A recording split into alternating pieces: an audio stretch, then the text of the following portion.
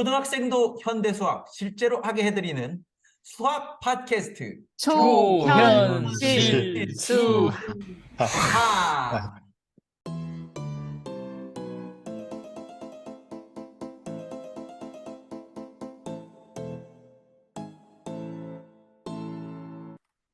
이 시작을 어떻게 할지 먼저 얘기를 해야 되는데요. 제가 짜온 건 뭐냐면 초등학생도 현대 수학 실제로 하게 해드리는 수학 팟캐스트 다음에 다 같이 얘기를 하는 거였어요. 그게 초현실 수까지 하고 제가 학을 할 건데 한번 연습을 해보고 자기적이면 하지 말죠 뭐. 네. 제가 한번 해보겠습니다. 초등학생도 현대 수학 실제로 하게 해드리는 수학 팟캐스트 초현실수. 초현실 초현실수. 수 하. 놓쳤어요. 그러니까 하지 말고. 놓쳤어요. 박자를 어떻게 맞추죠, 이거를? 박자가 어려운데요, 너무 이거. 어떠세요? 저는 재밌는 것 아니, 같아요. 괜찮은데 박자를 한번 잘 맞춰봐야 될 것 같아요. 아니 하다 보면 맞든지 뭐. 예. 그러면 어차피 오늘은 연습이니까 그냥 그러면 하는 걸로 하고, 예, 팟캐스트 하면 그 뒤에 같이 하시면 됩니다. 초등학생도 현대 수학 실제로 하게 해드리는 수학 팟캐스트. 네, 누구든지 수학여행 보내드리겠습니다. 안녕하세요. 저는 초현실 수학여행 가이드를 맡은 DJ 프라임 백구이고요. 오늘은 우리가 첫 방송을 연습하기 위해서 모셨습니다. 예, 첫 방송 연습이니까 자기소개는 비밀로 하고요. 자기소개는 1회차 시작할 때 하는 걸로 하고 오늘은 인사만 하고 방송을 어떻게 할지 간단하게 소개를 드리고자 합니다. 인사해 볼까요? 먼저 수학 엄마님 안녕하세요. 안녕하세요. 저는 수학 엄마입니다. 네, 또 게으른 쌤님 안녕하세요. 네, 안녕하세요. 게으른쌤입니다. 네, 또 재수생님 안녕하세요. 안녕하세요. 재수생입니다. 우선 제가 생각해온 진행 방법에 대해서 간단하게 말씀드리고자 하는데요. 더 좋게 바꿀 수 있으면 그냥 지금 바꾸면 될 것 한 분 같습니다. 소개 안 하셨어요. 누가 안 저 하시죠? 안 했습니다, 저. 죄송합니다. 죄송합니다. 괜찮습니다. 프레이점님 안녕하세요. 네, 안녕하세요. 프레이저입니다. 제가 영어라 가지고 예, 예, 동물적으로 뛰어넘어 죄송합니다. 예, 자기 아이디도 영어인데 아무튼 예, 제가 생각한 진행 방법에 대해 간단하게 말씀을 드리고자 합니다. 더 좋게 바꾸면 더 좋을 좋은 게 좋은 거니까요. 네, 질문은 매 회차당 2개고요. 그 다음에 각 질문마다 2분께 준비를 해달라고 부탁을 드렸습니다. 그래서 준비해 오신 분이 주도권을 갖고 대화를 하시면 되고, 준비를 안 해오신 분도 언제든지 이야기를 하실 수 있습니다. 그리고 너무 말씀을 안 하시던 분이 계시면 제가 말씀을 하도록 이렇게 기회를 드릴 건데요. 괜찮으신가요? 네, 좋습니다. 네. 네, 그 다음에 제 역할은 이 대화가 다들 수학에 또 일가견이 있는 분들이기 때문에 너무 안드로메다로 가게 되면 제가 끊고 예, 다시 말씀해 드리라고 이렇게 말씀을 드리도록 하겠습니다. 그러면 그냥 본격적으로 1화에 다뤄볼 질문 2가지에 대해서 일단 얘기를 해볼 텐데 오늘은 그냥 약간 맛만 보는 걸로 하려고 합니다. 제가 뽑아왔던 첫 번째 질문은 뭐였냐면 누구누구 이런 거 하지 말고 네. 수가 뭔가요? 였습니다. 수가 뭔가요? 정말 이거 쉬운 것 같지만 또 막상 대답해 보려면 또 어떻게 대답해야 될지 모르는 이런 그런 질문인데요. 이 질문에 대해서 누가 먼저 이렇게 문을 열어 주실까요?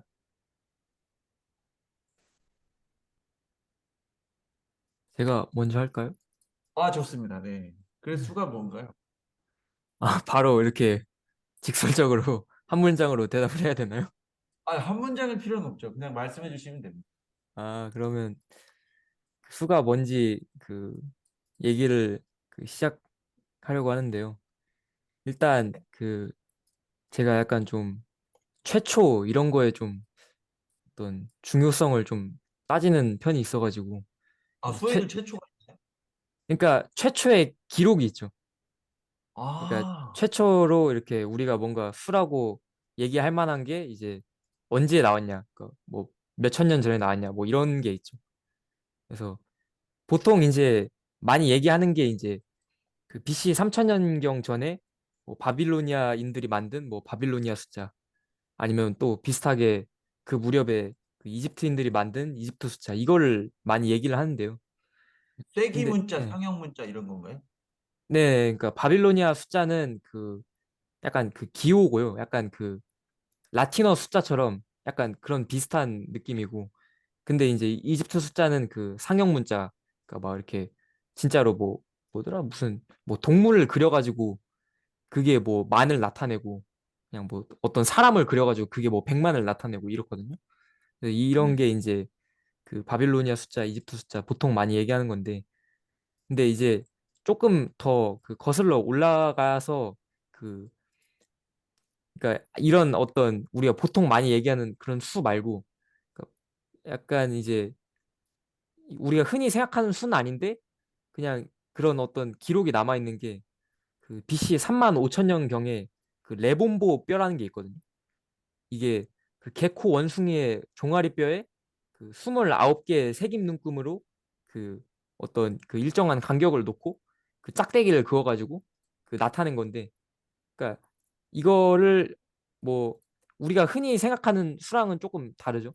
우리가 흔히 생각하는 수랑은 다른데 어떻게 보면 이 우리가 그 어렸을 때 이렇게 손가락 하나 하나 이렇게 이렇게 해가지고 생각하듯이 이렇게 진짜 이렇게 짝대기를 그어가지고 생각하는 그런 그 레본보 뼈라는 게 있는데요. 그러니까 아, 그럼 이게 예, 그 지점에서 제가 질문이 있는데, 네네 그렇게 뼈에다가 줄을 그어 놓으면 네네. 그게 낙서를 한 건지 수를 쓴 건지 어떻게 하나요? 근데 이제 그 이게 덧셈을 한 것도 기록이 남아 있고, 그러니까 여기 이렇게 뭐 여기 세 개 어, 긋고 또 잠깐 이거 간격 떨어뜨리고 뭐 7개 긋고 해서 그 총 10개 긋고 이런 그 덧셈을 한 기록도 남아 있고, 그다음에 아, 이 만약에 그냥 낙서를 할 거면은 간격이 일정하지 않겠죠? 그냥 낙서를 할 거면 이렇게 그냥 쭉 긋지, 이걸 굳이 간격을 이렇게 일정하게 떨어뜨리진 않겠죠. 뭐 이것도 정확한 뭐 100% 증명이라고 할 수는 없지만 일단 저는 그렇게 생각을 하고 그렇게 그 보통 그 역사적으로 얘기를 많이 하고요. 그래서 이런 그 레본보 뼈라는 게 그 우리가 흔히 생각하는 수랑은 다르지만 그 BC 3만 5천 년경 전에 그 맨 처음 있었다는 거. 그 다음에 아까 그 잠깐 얘기 드렸던 그 어떤 우리가 그런 생각하는 어떤 체계적인 수? 어떤 이거를 그러니까 아까 그 레본보 뼈를 이게 뭐 정식 명칭인지는 모르겠는데 어떤 분은 이걸 그 눈금 체계라고 하거든요. 그러니까 수를 이제 그 눈금으로 이렇게 나타냈다 해가지고 눈금 체계라고 하고, 그다음에 아까 말씀드렸던 그 바빌로니아 숫자고 이집트 숫자, 이거는 이제 그 이것도 기호 체계라고 그 약간 그 대비되어서 그렇게 부르거든요. 근데 이거 기호 체계는 그 눈금 체계하고 되게 다른 게 그 예를 들어서 아까 제가 그, 그 짝대기 긋는 거 말씀드렸는데 10 더하기 1을 한다. 그러면은 그 아까 그 눈금 체계에서는 진짜 그 짝대기를 하나하나 다 그어 봐야 되는 거죠. 그러니까 어렸을 때 이렇게 손가락으로 이게 2개 피고 하나 피고 이렇게 해서 하듯이 그 아까 그 눈금 체계로는 진짜 짝대기를 일일이 다 그어야 되는 거죠. 근데 이제 그 바빌로니아 숫자나 뭐 이집트 숫자는 이제 바빌로니아 숫자에서는 10을 나타내는 어떤 기호가 있고, 뭐 그 로마 숫자도 그렇죠. 그 라틴어 숫자도 그렇죠. 10을 나타내는 어떤 기호가 있고, 그다음에 또 1을 나타내는 어떤 기호가 있으니까 그거 두 개를 쓰면은 이제 그게 11이 되는 거죠. 약간 그런 방식으로 할 수 있다는 점에서 이 기호 체계랑 그 눈금 체계랑은 좀 많이 구분을 하는 편이에요. 왜냐하면 이게 그 덧셈 뺄셈 이런 걸 할 때 훨씬 편리하니까 그런 어떤 성질 때문에 이걸 구분을 하고 있고. 근데 그 기호 체계가 그러니까 처음에 이렇게 눈금 체계였다가 기호 체계로 이렇게 갔을 것 같은데, 네네 그러면 기호 체계로 가면서 네. 좀 더 똑똑한 사람들만 기호 체계를 쓰지 않았을까 하는 좀 생각도 갑자기 들게 되거든요. 어떻게 생각하시나요? 아, 근데 저는 잠깐만. 네. 근데 제가 나 이거 너무 뒤로 가면 질문을 할 수 없을 것 같아가지고, 네네 그 수에 대해서 제가 꼭 질문할 게 있었는데, 네. 보통 수가 뭐냐고 물어보면 네. 숫자 얘기를 하거든요. 네. 그런데 숫자가 수인가요? 숫자, 그러니까 저는 숫자는 그 뭐라고 해야 되지? 그 숫자는 그냥 직접 그 나타내는, 그러니까 우리가 직접 셀 때, 그러니까 그냥 우리가 진짜 5개를 셀 때 그거를 숫자라고 이해를 하고 있고, 그러니까 어떤 방식으로 세든지 뭐 라틴어 방식, 그러니까 로마 숫자 방식으로 세든지 뭐 아라비어 숫자 방식으로 세든지 그 그런 숫자를 진짜 세서 나타내는, 오라고 나타내는 그거를 이제 숫자라고 이해를 하고 있고, 수는 약간 저도 솔직히 이게 약간 더 어떤 상위 개념이고 더 어떤 추상적이라고는 생각을 하고 있는데, 솔직히 저도 수가 뭔지는 아주 정확하게 이렇게 설명하기는 좀 어려울 것 같아가지고, 그래서 제가 이런 어떤 그 역사 그 얘기로부터 그 약간 시작을 하는 것도 좀 그런 맥락이거든요. 사실 제가 그냥 수가 뭔지를 딱 정확하게 한 문장으로 정의할 수 있고 알고 있으면 그냥 그거 얘기하고 그거 설명을 하고 싶죠. 근데 이제 그게 조금 어려우니까 이제 좀 역사부터 시작해가지고 뭐 이러이러한 게 있었는데 뭐 한번 각자 생각을 해보셔라 뭐 약간 뭐 그런 아, 어떤 전략을 취하고 있고. 근데 아까 수학엄마님이 무슨 질문을 해주셨거든요. 그 질문 다시 한번 아, 들어보고 네. 예, 가면 좋을 것 같아요. 네, 그래서 그 아까 그 질문하신 걸 그 저도 약간 비슷하게 생각을 했었는데요.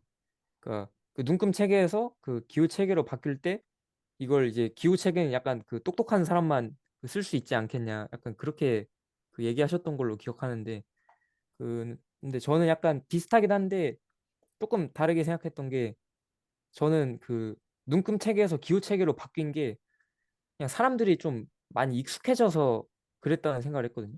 그러니까 어렸을 때 뭐 또 똑같은 예시인데 진짜 그 손을 이렇게 펴가지고 이렇게 더하다가 이게 익숙해지면은 더 이상 그냥 굳이 손가락을 일일이 펴보지 않는 거죠. 그냥 머릿속으로 암산을 하죠.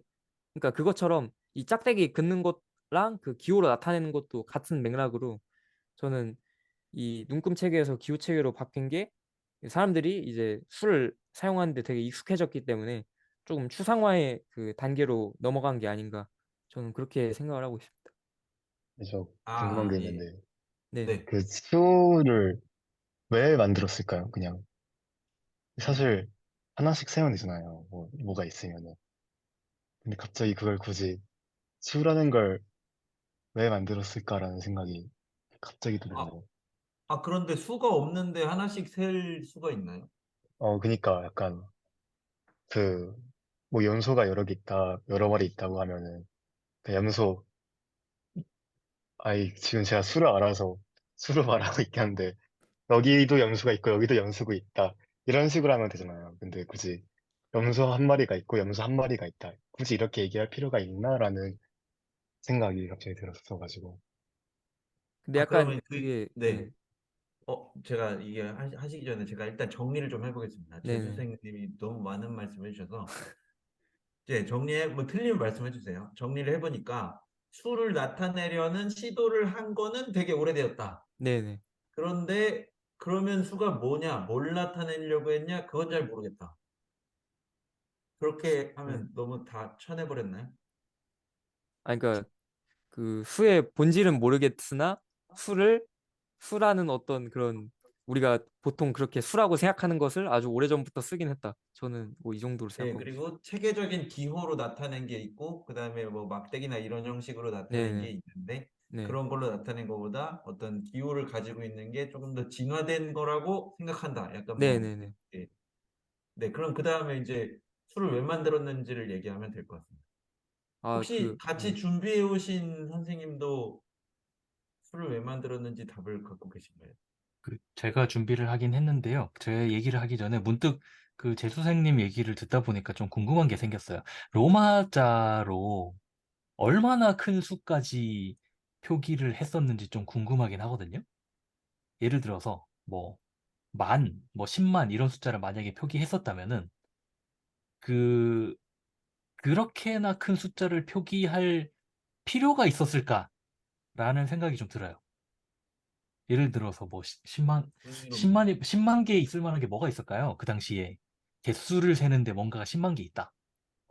오히려 약간 그런 큰 단위를 세야 할 것 같아가지고, 그 로마츠나 이런 기호라고 하나요? 그런 표기법이 생겨난 게 아닐까요? 그 전까지는 그냥 이렇게 세기로 하다가 아 네. 이렇게 하면 너무 손이 너무 아픈데 해가지고 그런 기호가 필요해진 게 아닐까요? 근데 이게 로마자는 X가 제일 큰 단위인가요? 로마자는 제가 그 기억하기로는 아마 X가 저기 뭐야? 10을 X가 갖다 8로 기억하는데 그래서 X가 8인가요? X가 10이죠, 10.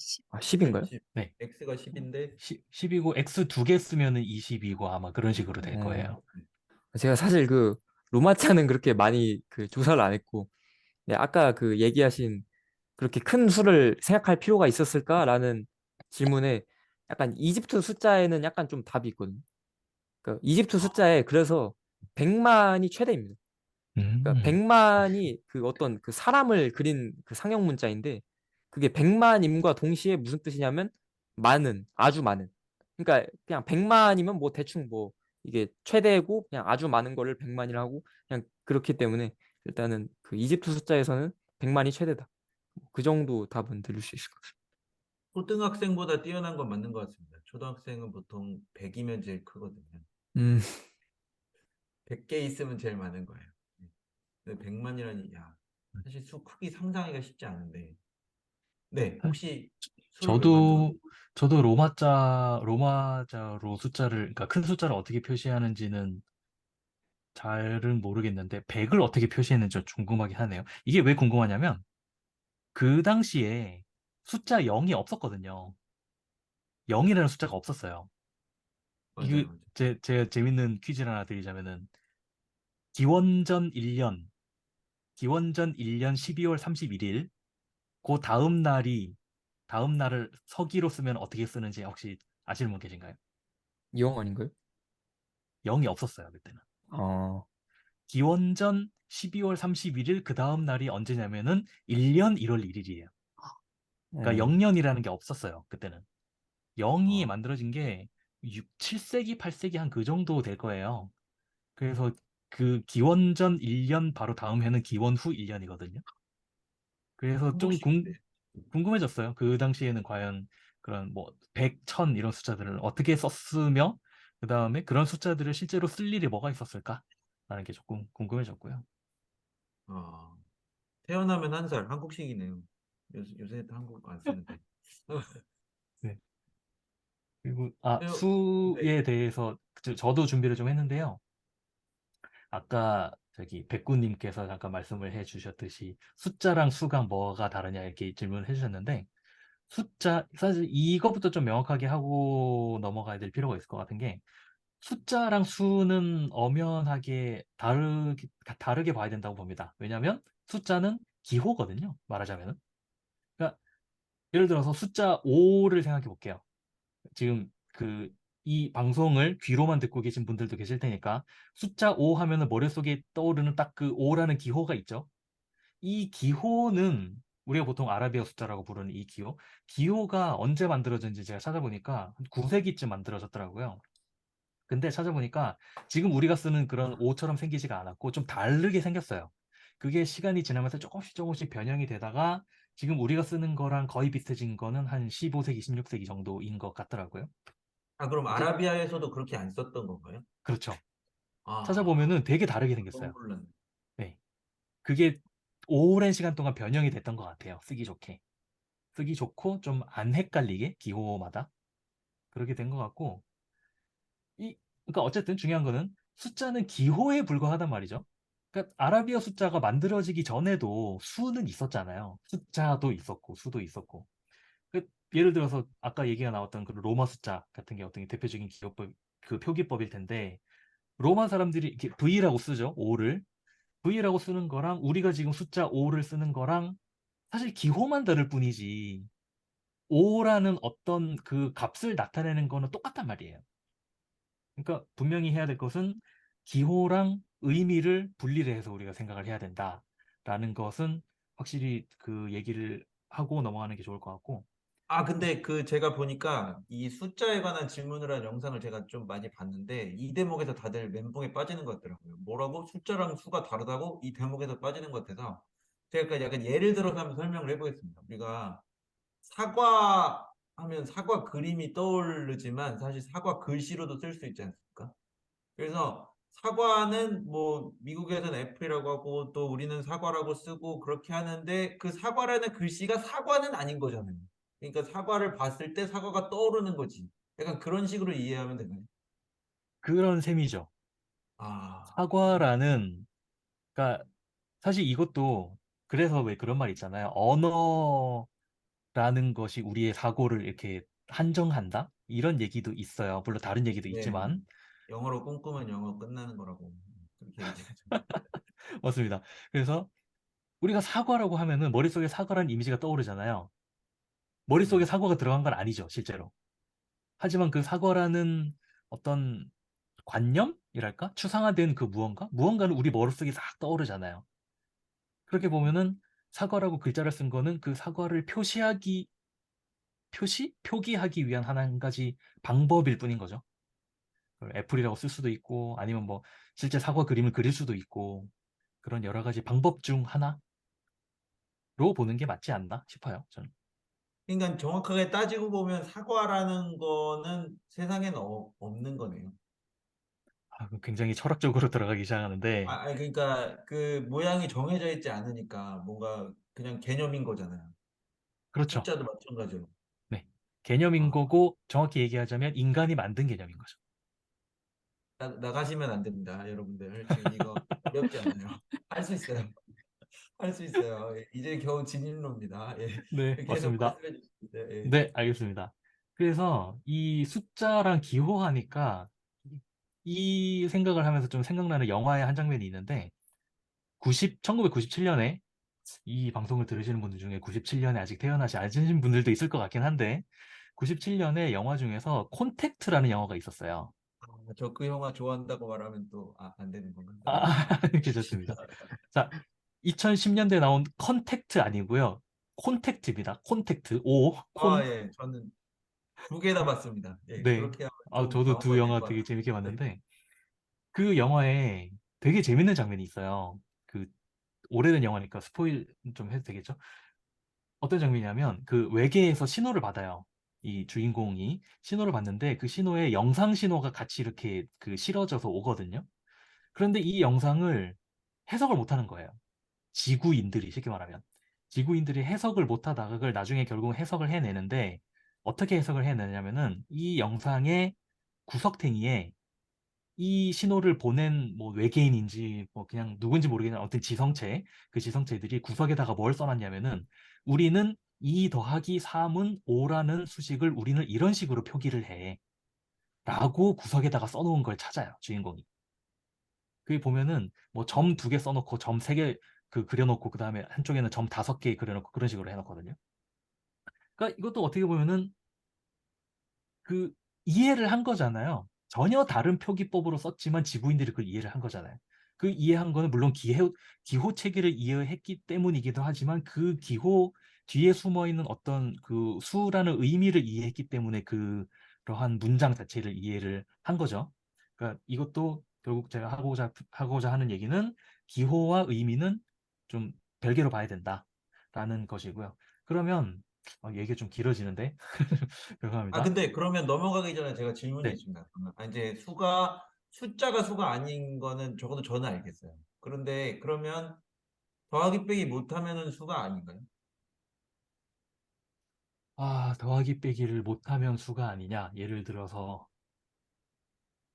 돌멩이 더하기 돌멩이를 우리가 돌멩이 더하기 아니 이렇게 해서 해볼까요? 돌멩이 더하기 사람은 뭐냐? 라고 물어보면은 어, 돌대가리. 죄송합니다. 아니, 모르겠습니다. 어려운데요. 예. 네. 그 얘기는 우리가 더하기를 아마 나중에 이런 얘기를 하게 될 기회가 있을 것 같기는 한데 더하기를 어떻게 정의를 하느냐에 따라서 얘기가 달라질 것 같아요. 아, 정의가 중요하군요. 맞습니다. 언젠가 우리 아마 이 얘기도 하게 되지 않을까 싶거든요. 1 더하기 1은 왜 2인지? 분명히 이 얘기가 나오게 될 텐데, 저는 사람들에게 어떻게 얘기를 하냐면, 1 더하기 1이 2인 이유는 우리가 1 더하기 2를 2라고 정의했기 때문이야. 라고 얘기를 해요. 약속이라는 거죠, 약속. 그렇죠. 사실 이것도 무슨 의미냐면은, 1 더하기 1이라는 거는 그냥 1 다음에 어떤 수가 있는 거예요. 그걸 우리가 2라고 이름을 붙였을 뿐이죠. 그러니까 이것도 어떻게 보면 기호와 그 기호에다가 우리가 아니지. 어떤 의미가 있고 그 의미에다가 우리가 어떤 기호를 부여할 것인지 약간 그렇게 바라보는 게 맞지 않나? 라고 저는 생각을 합니다. 우리가 지금 한 8분 가량 남았으니까 이제 조금 이 1번 질문에 대한 또 보따리가 좀 있으시면은 빨리빨리 좀 풀어내셔야 될 것 같아요. 그래서 수가 뭔지 네, 더 해주실 이야기가 알겠습니다. 그럼 조금 있으시면 빨리 얘기를 해볼게요. 알겠습니다. 고맙습니다. 그러면 이제 외계인 얘기가 좀 전에 나왔으니까 예를 네. 들어서 외계인한테 저는 항상 그 생각을 해요. 너무나 당연하게 받아들이는 우리가 너무나 당연하게 받아들이는 개념을 당연하지 않게 설명하려면 어떻게 하면 될까라고 했을 때 가장 좋은 방법은 이걸 외계인한테 설명하는 거라고 생각을 하거든요, 저는. 외계인이 네. 만약에 저한테 물어봤어요. 5가 뭐야? 숫자가 뭐야? 라고 물어봤어요. 제가 손바닥을 딱 펼쳐서 이렇게 보여줘요. 5 하면 딱 머릿속에 떠오르는 게 손가락 개수잖아요. 자, 외계인이 물어요, 저한테. 손바닥이 5야? 아니, 손바닥을 말고 손가락을 봐. 손가락이 5야? 아니, 손가락이 5가 아니고 손가락 개수가 5야. 개수가 뭐야? 라고 물어보겠죠, 그러면. 그 개수가 뭐냐면 물건이 몇 개 있는지 세는 거야. 세는 건 뭐야? 물어보면 외계인 똑똑하네요. 외계인. 그렇게 되면 질문하는 이제 우리가 아이들은 할 말이 똑똑해요. 없어지는 거예요. 이거 어떻게 설명하지? 왜냐하면 센다는 걸 설명을 하기 시작하는 순간 순환 논리에 빠지게 되거든요, 결국은. 맞습니다. 그래서 이 센다, 그러니까 셈 또는 센다라는 행위를 가지고 우리가 수를 정의하려고 하면은 일단 문제가 있어요. 첫 번째, 자연수 외에는 정의가 잘 안 돼요. 그리고 두 번째, 센다는 행위 자체가 사실 이 센다는 행위도 우리가 인간이 알고 있는 거지. 동물은 모를 수도 있잖아요. 외계인은 모를 수도 있잖아요.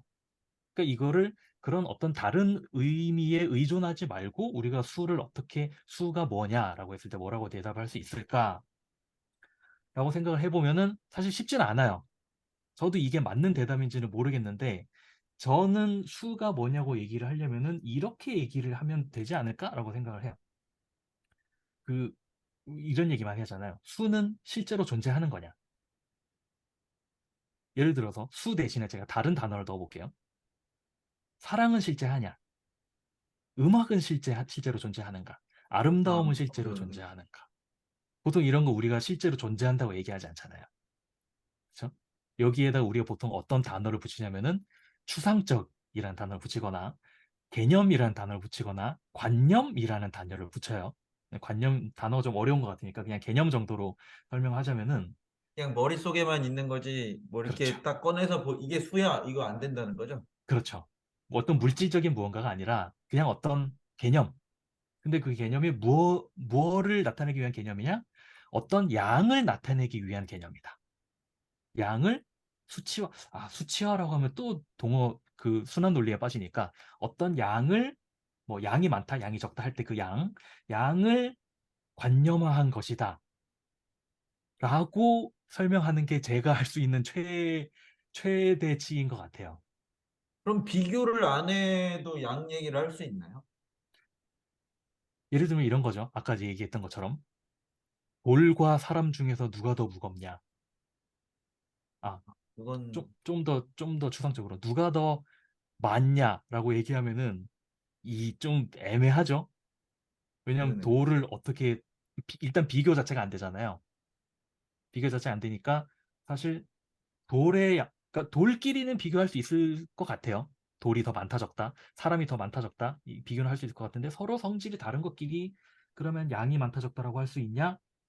이것도 너무 제가 치트키를 쓰는 것 같긴 한데 우리가 많다 적다를 어떻게 정의를 하느냐에 따라서 다르지 않을까라고 이 생각을 말이 앞으로에도 여러 번 나올 것 같습니다. 맞습니다. 예, 예. 어쨌든 아까 프레이점 님이 술을 도대체 왜 만들었냐 이렇게 질문을 해주셨는데 제 생각에는 뭔가를 비교하려고 만든 게 아닌가 좀 그런 생각이 듭니다.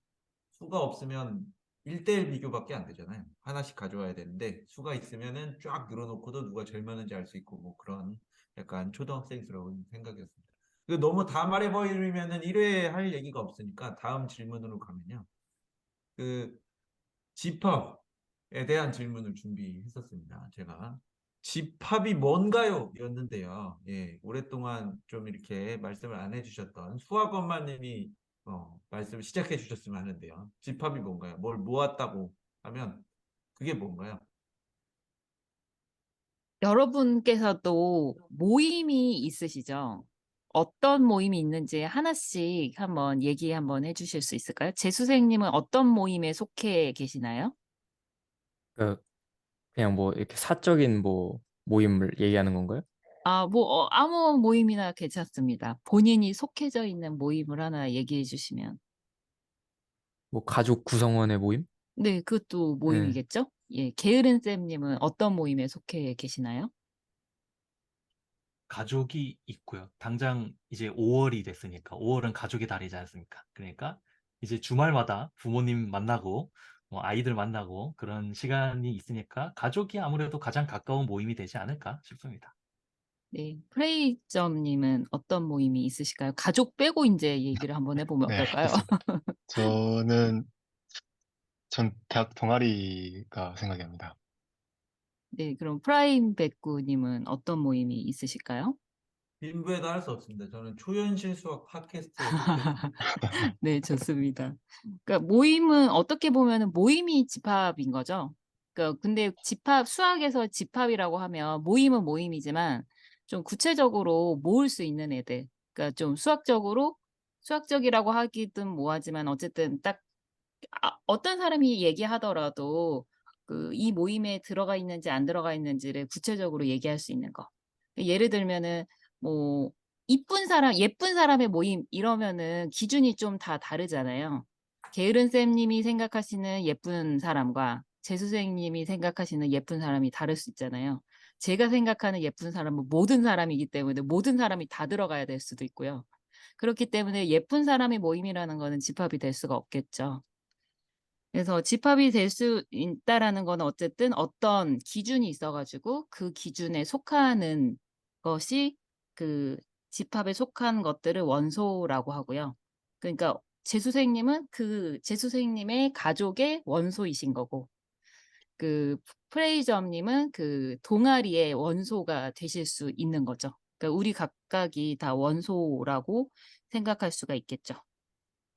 그러면 제일 기본적인 집합 중에 하나가 어떤 A 학교라는 학교가 있다고 생각을 해보면 1반, 2반 이런 것들도 집합이 될 수 있겠죠. 그럼 1반하고 2반하고 이제 5월이니까 운동회를 많이 하잖아요. 운동회를 한다고 생각을 한번 해보고요. 줄다리기를 할 거예요. 근데 줄다리기를 할 때는 1반하고 2반이 그 인원이 똑같이 돼야지 공정한 경기가 되겠죠. 그럼 그렇게 할 때 보통 어떻게 줄을 세워서 그 인원을 체크를 할까요? 한번 우리 운동회 때를 한번 생각을 해보시면 줄을 하나 딱 가운데에 두고 1반 학생과 2반 학생이 양쪽으로 줄 옆에 설 거예요. 그러고 첫 번째 있는 학생들이 1번, 2번 이러면서 그 한 25번까지 소리를 지르면서 외치면서 자리에 앉잖아요. 그런 경험 한 번씩 있으실 것 같아요. 그러면은 1반하고 2반이 딱 25번에서 끝났으면은 1반하고 2반이 그 원소가 그 학생 수가 똑같은 거죠. 근데 만약에 2반 학생이 26번까지 있었어요. 그러면 2반 학생의 26번은 좀 자리에 가 있으라고 그러고 25명씩 이렇게 경기를 하겠죠. 이런 식으로 이제 근데 이게 제가 너무 지나가기 전에 또 얘기를 해야 될 것 같은데 구체적으로 모은 건지 그냥 모은 건지를 어떻게 아나요? 구체적으로 모은 건지 그냥 모은 건지. 그러니까 일단 제가 쉬운 방법은 알 수 있을 것 같아요. 그러니까 그 원소라는 친구들을 다 모여. 그래서 너까지만 원소야. 그렇게 해서 쫙 늘어놓으면 그거는 이제 누가 봐도 그 원소만 갖고 있으니까 정확하게 모였다 얘기할 수가 있는데 그렇지 않으면 어떡하나요? 막 뭐 너무 많아가지고 뭐 이렇게 끝도 안 난다든가 그럴 수도 있잖아요. 그러면은 그게 구체적인지 아닌지 그걸 어떻게 아나요? 구체적인지 아닌지, 구체적인지 아닌지 어떻게 안다라는 거는 어떤 건지 제가 정확하게는, 음, 혹시 저 준비해 오신 다른 분이 대답해 주실 수 있나요? 아니면 뭐 아무 분이나 그러니까 약간 그런 생각이 들 수 이런, 있어요. 그냥 모으기만 하면 집합 아니야? 뭐 이렇게 생각하면 안 되는 건지. 약간 일단 그 첫 번째로 어, 잘, 잘 정의되는 아까 얘기를 하셨듯이 이쁜 사람의 모음 하면은 이쁘다는 것 자체가 그 객관적이지가 않잖아요. 사람마다 다 기준이 다르고 이런 식으로 주관이 들어가지 않는 어떤 정확하게 정의되는 객체여야 할 것 같고, 근데 그것만으로 충분하지 않을 것 같기는 합니다. 그럼 약간 뭐 그러면 내가 뭐 지금 시간이 몇 시지? 10시 35분에 생각하는 이쁜 사람을 모임 그런 식으로 하면 되는 건가요? 그러면 딱 정해지잖아요. 그럼 걔도 집합인 건가요? 억지스러운 건? 약간 그 구분이 어려운 것 같아요. 그러니까 그냥 모으면 집합 아닌가? 약간 이런 생각이 들어서. 그러니까 어떻게 보면은 모으면 집합이 될 수도 있겠지만은 유한 개의 집합일 때는 크게 문제가 없을 수도 있는데 이게 이 얘기를 하자면은 그 이발사의 그 역설이라는 이야기가 잠깐 나와야 될 것 같기는 하거든요. 근데 제가 아, 준비한 건 사실은 이발사의 역설 쪽은 아니고 집합의 크기에 대한 비교를 좀 먼저 얘기를 좀 하려던 거여가지고 먼저 그 얘기를 먼저 마저 하고 이발사의 예, 역설로 좀 알겠습니다. 넘어가면 예, 어떨까 예, 예. 싶습니다. 그러니까 지금 제가 어쨌든 얘기하려고 했던 거는 집합의 크기를 비교를 하기 위해서 하나하나 짝을 지었었잖아요. 네. 하나하나 짝을 지은다라는 게 그 수학적으로 얘기를 하면 그게 1대1 대응이라는 개념이거든요. 하나씩 하나씩 짝을 지어서. 그러면은 유한계일 때는 하나씩 하나씩 짝을 지으면은 너무 명확하게 일반 학생과 2반 학생의 그 크기를 비교를 하기가 우리가 그냥 관념적으로는 생각이 들잖아요. 근데 이제 이게 무한 집합으로 넘어갔을 때는 좀 재미있는 현상이 좀 일어나요. 자연수가 1, 2, 3, 4, 5, 6, 7, 8 이런 게 자연수잖아요. 그리고 짝수는 2, 4, 6, 8 이런 식으로 짝수가 되는데 우리가 그냥 딱 생각했을 때는 자연수의 개수가 클까요? 짝수의 개수가 클까요? 자연수. 자연수가 언뜻 보면은 커 보이잖아요. 그리고 자연수의 짝수의 집합이 속하기도 하니까는요. 근데 그런데 이 대목에서 사실은 제가 다르게 생각을 했는데, 저는 모르겠어요. 그러니까 유한이면, 사실 유한 이렇게 얘기하면은 몇 개, 이게 바로 떠오르거든요. 그럼 뭐할로 짝을 짓지? 약간 그런 생각이 들었어요. 그런데 무한계면 어떻게 되지? 약간 이런 생각이 들어서, 그러면 그때는 짝을 지어야 되나? 저는 약간 이렇게 생각했었습니다. 사실은. 유한이면 개수가 정해져 있으니까 그냥 100개보다 99개가 적은 게 뻔한데 뭐할로 짝을 짓지? 이랬는데. 자연수. 저는 그런 걸 어떻게 생각을 했냐면, 그럼, 자, 100개라는 걸, 100개, 99개라는 걸 모르면, 100개도 세야 되고 99개를 세야 되잖아요. 그럼 네. 199번을 세야 되는데, 그럼 아, 약간 귀찮잖아요. 그래서 그럴 바에는 차라리 하나씩 짝지어 보면은, 물론 99번 세야 하긴 하지만, 199번까지 셀 필요가 음. 없으니까. 전 그렇게 생각을 했었거든요. 그게 한 10,000개쯤 되면 진짜 그렇겠네요. 네, 네, 그래가지고 한번 그럴 바에 차라리 그렇게 하는 게 낫지 않나? 라고 생각을 해서. 오늘 또 배운 거 갑니다. 자연수, 짝수. 자연수. 근데 자연수하고 짝수하고 사실은 개수가 똑같거든요. 왜 똑같으냐면 1을 자연수 집합에서 1을 2로 보냈어요. 그리고 2는 4로 보냈어요. 3은 6으로 보냈어요. 그러면 하나씩 하나씩 짝이 지어지거든요. 아까 1반 학생하고 2반 학생하고 한 명씩 한 명씩 짝을 짓듯이. 그러면은 자연수 집합과 그 짝수 집합이 크기가 같은 거잖아요. 근데 무한계이기 때문에 그런 현상이 나오거든요. 그게 굉장히 처음에 접했을 때는 저는 되게 굉장히 신기했었거든요. 네, 이거를 이제 집합론이라는 것을 이제 창시한 분이 칸토라는 수학자가 있는데 그 칸토라는 분이 이 무한의 세계에 발을 들이면서 되게 그 당시에 지금은 어떻게 보면 무한이라는 개념을 많이 쓰고 있고 되게 익숙하게 많이 배우고 있지만 그 당시에는 되게 많이 배척을 당했다고 하더라고요. 칸토어라는 수학자가 그 무한에 대한 개념, 그, 그 집합에서 무한이라는 집합에 대한 그런 이론들을 창시했을 때 되게 굉장히 반발도 많이 심했고 이게 말이 되느냐. 그러니까 사실 어떻게 보면은 자연수랑 짝수랑 자연수가 당연히 많지 이렇게 생각이 됐었을 것 같아요. 그 당시에. 그래서 근데 제가 게으른데, 네. 재밌는 얘기를 들었던 게 아마 그 당시가 가우스랑 수학자 가우스랑 같이 활동을 하던 시기일 거예요. 가우스가 무한에 대한 개념을 굉장히 싫어했다고 제가 알고 있어요. 왜냐하면 무한을 우리가 다루기 시작하면은 너무 직관과 반대되는 일이 너무 많이 일어나거든요. 좀 전에 말씀하셨듯이. 그, 정확히 이게 누가 했던 말인지는 모르겠는데, 유클리드였던 것 같긴 한데, 전체는 부분보다 항상 크다. 약간 요런 말이 있거든요. 그런데 어떻게 보면은 방금 말씀하신 게 무슨 말이냐면 전체랑 부분이랑 같을 수도 있다.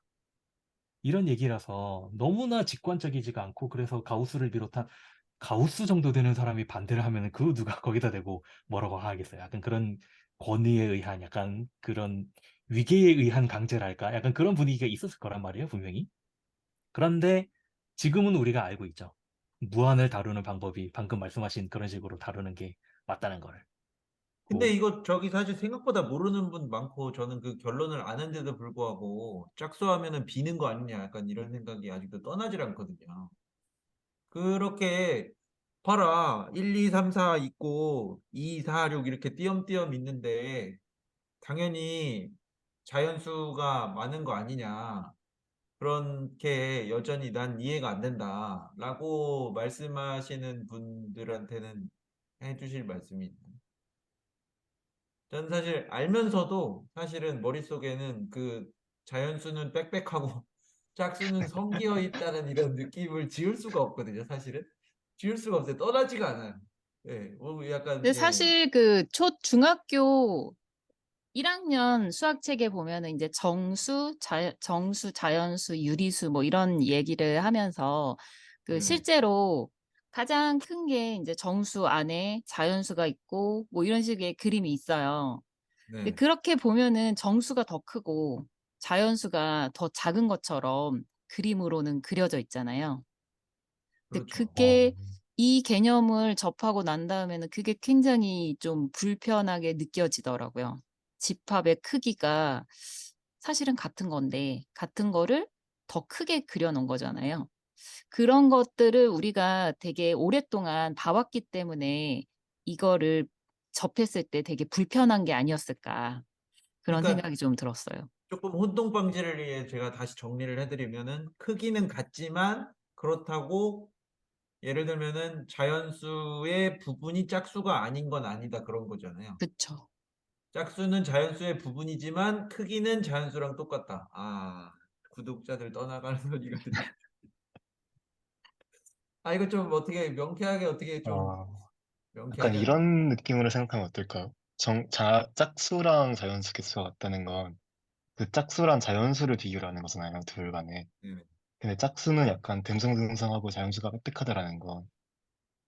그러니까 원래는 그 둘 간 관계를 보던 걸 짝수가 듬성듬성하다는 건 짝수에 대한 얘기만 하는 거고, 자연수가 빽빽하다는 건 자연수에 대한 얘기만 하는 거니까, 아예 별개의 얘기로 나눠서 생각을 하면 조금, 조금 그래도 더 이상한가요? 아니, 저는 그렇게 생각을 했었거든요. 듣고 보니 그 두 개를 같은 수끼리 짝지으려고 생각하는 바람에 그렇게 같은 수끼리 짝지으려고 하다 보면 한쪽은 성기어 있고 한쪽은 빽빽하다 그런 생각이 드는데 그거 말고 단순히 그냥 그 수의 개수만 보면 착착 쌓아서 비교를 해야 되니까 그래도 어렵네요. 근데 지금 잠깐 드는 생각인데 이런 생각도 좀 들어요. 자연수는 한 칸씩 한 칸씩 조금 보폭을 좁게 가는 거예요. 일씩 일씩. 네. 근데 음, 짝수는 보폭이 좀 큰 사람이 한 걸음을 가는 거예요. 그렇게 생각하면 또 크기가 같다라고도 좀 직관이 생기지 않을까 하는 생각도 좀 갑자기 들었어요. 약간 경주처럼 토끼, 거북이처럼 하면 토끼는 빨리 도착할 거 아니에요. 같은 거리를 가도. 네. 거북이는 조금 천천히 도착하는 그런, 그런 느낌이 드네요. 가기만 하면 똑같은 걸로 치는 건가요? 네, 결국 그 간 길이는 똑같으니까. 아주 좋은 철학이네요. 여러분들 저는 포기하지 이런 마시고 가기만 생각을, 하면 똑같습니다. 네. 저, 저는 이런 생각 한번 해봤어요. 그, 사실 이게 불편한 게 맞거든요. 아니, 자연수의 개수랑 짝수의 개수랑 같다는 게 불편한 게 맞아요, 사실은. 왜냐면, 이 생각을 하면은 불편할 수밖에 없어요. 자, 우리 저기 영상 없이 그냥 소리로만 들어도 다들 이해할 수 있도록 제가 설명을 해보자면은, 왼쪽엔, 자, 줄이 이렇게 두 개가 있어요. 왼쪽에는 1, 2, 3, 4, 5, 6, 7, 8 쭉 써 있고, 오른쪽에는 2, 4, 6, 8, 10 이런 식으로 써 있어요. 아니지. 아니지. 다시 할게요. 자, 왼쪽, 오른쪽 줄, 둘 다 1, 2, 3, 4, 5, 6, 7, 8, 9, 10, 1, 2, 3, 4, 5, 6, 7, 8, 9, 10, 모든 자연수가 다 써 있어요. 그런데 제가 어떤 식으로 짝을 지을 거냐면, 왼쪽에 1, 오른쪽에 2, 이런 식으로 짝을 지어서 내보낼 거예요, 밖으로. 그 짝 지어서 내보낸 거예요. 그래서 왼쪽에 2랑 오른쪽에 4랑 짝 지어서 내보낼 거예요. 문제가 뭐냐면, 오른쪽에 1, 3, 5, 7, 9가 남아요. 그쵸? 네. 이렇게 남는데 두 개의 집합의 개수가 같다고? 라는 게 이상하잖아요. 그렇죠. 이상하게 맞아요. 불편한 게 맞거든요. 그런데 제가 생각하는 여기서 핵심은 뭐냐면 남는 거 신경 쓰지 말자는 거예요. 남는 거 신경 쓰지 말고 두 집합 간에 짝이 없는 애만 없으면 어떤 원소를 뽑더라도 다 짝이 있다면 그렇다면은 두 집합의 크기는 사실 같다고 봐도 되지 않을까? 약간 요런 느낌?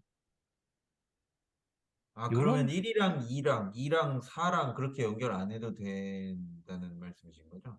예를 들어서 더 뭐 극단적으로 1이랑 10, 2랑 20, 3이랑 30 이런 식으로 해도 상관은 아, 없죠. 왜냐하면 모든 자연수는 곱하기 10을 해도 자연수잖아요. 아, 그러니까 모든 자연수는 자기 짝이 다 있어요. 물론 1, 2, 3, 4, 5, 6, 7, 8, 9, 11, 12, 13, 14에서 19까지 남아요. 이렇게 남지만 그건 우리 신경 쓰지 말자는 거예요. 남는지 아닌지는 신경 쓰지 말고 짝을 지어지는 애가 있느냐 없느냐만 신경을 써보자는 거예요. 그런데 만약에 모든 원소들이 다 짝이 지어진다? 그러니까 유한계면 이렇게 얘기하면 안 되죠. 왜냐하면 음, 끝이 안 나니까. 그죠? 끝이 안 여기다 나는데 나오면 안 될 것 같아요. 무한이면은 아, 설득당하고 있어요. 유한계면 끝이 아, 나니까 제가 말이 꼬인 것 같은데 근데 무한계면은 끝이 안 나잖아요. 음, 그러니까 원소의 개수라는 것을 우리가 어떻게 얘기를 할 것이냐라고 생각을 해봤을 때 여러 가지 정의할 수 있는 방법이 있지만 이렇게 정의를 해보자는 거죠. 1대1 대응이 1대1 대응이란 말을 아직 쓰면 안 되죠. 한 명씩 짝지을 수 있느냐 없느냐 그것만 따져봤을 때 그게 되면은 두 집합은 크기가 같은 것으로 보자. 약간 이런 느낌으로 저는 받아들이고 있어요. 약간 줄이 엄청 기니까 여기 남는 애들도 저기 저쪽 뒤에 있는 애들한테 짝이 지어질 수도 있다. 약간 이런 느낌인가요? 어, 사실 남는 애들은 영원히 남긴 하죠. 남는 애들은 영원히 남긴 하지만 더 좋은 설명이 방법이 있는지 모르겠는데 왜 다들 한 번쯤 들어보셨을 것 같은 그 힐베르트 무한 호텔이라는 개념 있잖아요. 네. 거기에 나오는 여러 가지 방법 중에서 이런 게 있죠. 왜 무한 호텔, 그러니까 호텔 방이 무한개가 있어요. 무한개가 있는데 무한 명의 사람이 왔어요. 만실이에요, 만실. 예. 그렇죠? 이미 만실인데 무한 명의 사람이 왔어요. 이 사람을 어떻게 채울 거냐? 그래서 그 호텔 주인이 이렇게 채우잖아요. 방송을 해요. 전체 호텔에다가 자기 방 번호 곱하기 2 되는 데 가세요. 라고 하면은 무한개 방이 비거든요. 거기에 한 명씩 집어넣으면 돼요. 참 실베르트는 그만한 난제를 만들고도 머리가 남아가지고 그런 네, 그런 이야기를 또 만들고 참 대단한 사람입니다. 그러니까 근데 우리가 이 시간이 넘어가기 전에 제가 이 질문을 꼭 해야 될 것 같아요. 그러니까 이걸 준비해 오신 다른 분께 솔직히 드리는 질문인데, 그 왜 모아요? 아, 안 모으면 그거 안, 저는 어떻게 생각했냐면, 뭐, 제가 사과를 내 얘기를 해보려고 해요. 그럼 사과 막 여러 개 가지고 다녀야 되잖아요. 네. 그럼 제가 사과를 들고 다니면서 이야기하기엔 너무 귀찮고 힘들잖아요. 저 손이 두 개밖에 없는데 사과 여러 개를 아, 어떻게 들어요. 그래서 그냥 사과라는 애들을 그냥 가방에 담는 거죠. 그리고 그 가방을 이렇게 메고 다니는 거죠.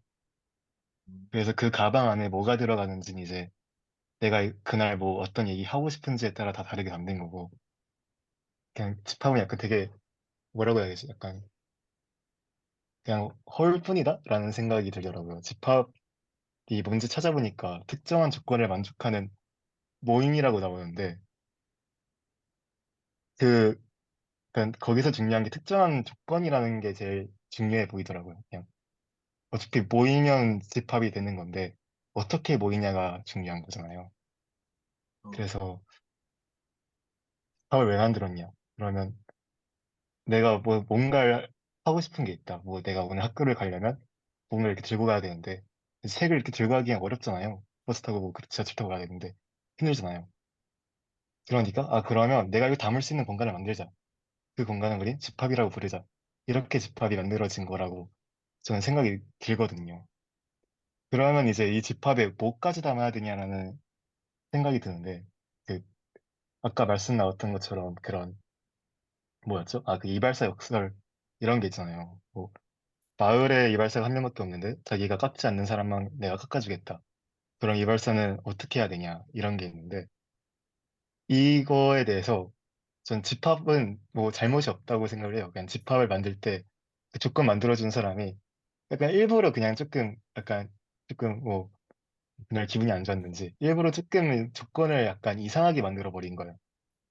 그러면 이 음, 조건이 이렇게 이상하게 만들어져 버렸으니까 집합은 그냥 이 조건대로 담아야 되는데 조건 자체가 이상하니까 집합은 그냥 당기는 거잖아요. 집합이 이렇게 담는 게 아니라 사람이 담는 거잖아요. 그래서 집합 자체는 잘못이 없죠. 그래서 이럴 땐 어떻게 해야 되냐. 그거는 제가 생각하기에 그냥 그 이발사 얘기하면 너무 저는 어려워가지고 그냥 저는 계속 가방을 가지고 얘기했어요. 내가 오늘 학교를 가고 싶은데 가고 싶은 게 아니라 가야 되죠. 학교를 가야 되는데 오늘 비가 올지 안 올지 모르겠다. 그럼 비가 오면 우산을 챙겨야 되고 안 오면 우산을 챙길 필요가 없는데 그럼 이 우산을 어떻게 해야 되냐 이런 예시로 저는 생각했거든요. 그럴 땐 그냥 제 맘대로 챙기면 되는 거 아닌가요? 제가 오늘 뭔가 느낌이 비가 올 것 같아. 그럼 그냥 우산을 챙겨서 가면 되는 거고. 오늘 뭔가 책가방이 무거워. 그래서 우산까지 챙기고 싶지 않아. 그럼 우산을 안 챙기면 그만인 거고. 조건을 뭐 이렇게 오늘 비가 오면 우산을 챙기고 안 오면 챙기지 않는다. 이런 식으로 까다롭게 준다고 해도 그런 내가 실제로 어떤 집합에 뭔가를 담을 땐 이런 조건이 비록 있다고 한들 그거를 내가 지키는 것 자체가 애초에 말이 안 되는 거잖아요. 그래, 그럴 바엔 차라리 내 맘대로 하면 되지 않나? 이런 생각을 저는 했었어요. 그런데 안 모으면 바리바리 다 따로따로 들고 다니면서 얘기해야 되니까 너무 힘든 거죠. 네, 그래서 그냥 집합이란 걸 만든 게 아닌가. 뭐 어떤 내가 수학에서 뭘 적을 때, 뭐 AS 이퀄 B를 만족하는 애들에 대해서 얘기하려고 하는데, 그거를 내가 다 적을 순 없잖아요. AS 이퀄 B를 만족하는. 그래서 조건제지법 같은, 이렇게 말하면 조금 그렇게 한데, 일단 얘네들을 만족하는 집합을 딱 하나 만들어가지고, 이 방정식을 만족해요라고 얘기하지 않고, 이런 집합이 있다. 이런 식으로 얘기를 시작하는 거 아닌가라는 그런 생각이 들더라고요. 너무 약간 귀찮지 않나요? 생각만 해도 제가 학교 가는데 가방 없이 책을 전공서적 무거운데 그걸 들고 갈 생각하면 전 조금 기분이 안 좋거든요. 그래서 이, 집합을 이, 만든 게 아닌가. 이 채널에 올라가는 그 수학의 즐거움 채널에 여러 번 등장했던 아주 좋은 예가 떠오릅니다. 네. 자연수 뭐냐? 물어봤을 때. 1, 2, 3, 땡땡땡. 너무 어렵죠. 네. 땡땡땡 뭐냐? 어떻게 얘기할 거냐? 네. 근데 자연수라고 하면 끝나니까요. 네. 이제 알겠네. 큰 깨달음을 얻었어요. 어, 저는 그렇게 생각했습니다. 네. 오늘은 지금 한 10분 정도 남았는데요. 이게 너무 다 얘기해버리면 이제 1화에 할 얘기가 없으니까 약간 좀 이렇게 감상을 이야기하고 오늘 마무리를 하고자 합니다. 저는 너무 좋았습니다. 네. 말이 너무 막 길어져서 방송사고가 나거나 하지도 않았고 정말 감사합니다. 예. 그리고 다음 진짜 1화가 기대됩니다. 또 오늘 어땠는지 대충 말씀해 주시면 이렇게 하고 마무리를 할까 합니다.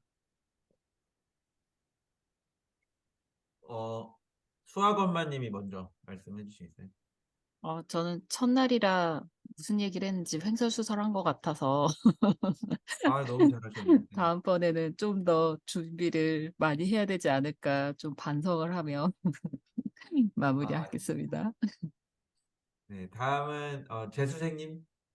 네, 저도 일단 너무 재밌었고 재미는 있었는데 그냥 얘기하면 할수록 좀 내 스스로 내 답변에 약간 좀 뭔가 아쉬움을 많이 느끼는 약간 그런 게 되게 컸던 것 같고요.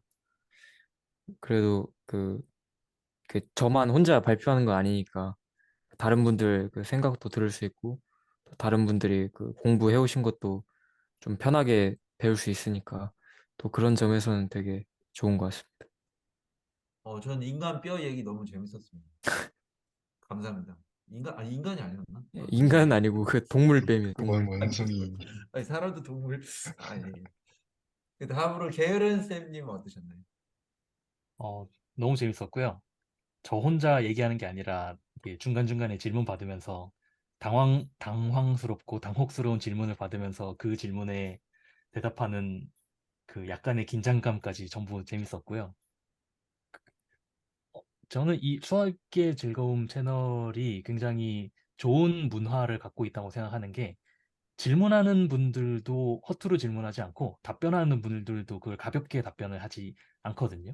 그런 문화가 이 오늘 팟캐스트에서도 계속 이어진 것 같고 앞으로도 이어졌으면 좋겠고요. 그 이런 생각이 들었어요. 제가 예전에 그러니까 어떤 질문을 받았을 때가 제일 당혹스럽냐면은 당연한 것 같은데 이걸 당연하지 않게 받아들이는 사람한테 이걸 어떻게 설명하지? 라는 게 제일 당혹스러울 때거든요.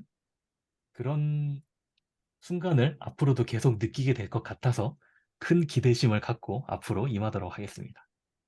아, 감사합니다. 마지막으로 프레이저님 어떠셨나요? 저 오늘, 진짜 전 재밌었고요.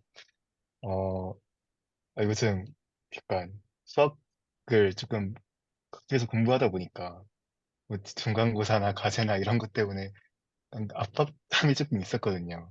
그런 것 때문에 조금 힘들었는데 그냥 편하게 제 맘대로 생각하고 제 맘대로 얘기를 하니까 너무 진짜 신이 나네요. 저는 즐겁습니다, 정말. 아, 예.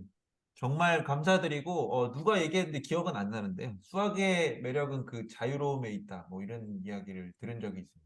오늘 정말 저도 진짜 여행 갔다 온 것처럼 너무 좋았고요. 제가 보니까 이 똑같은 얘기를 한 1시간 하는 것도 또 문제가 없을 것 같아. 그래서 다음에도 같은 주제로 이제 진짜로 자기소개와 함께 돌아오고자 합니다. 오늘 프로그램 여기까지 하겠습니다. 모두 안녕. 안녕해주세요. 안녕. 안녕. 안녕. 안녕.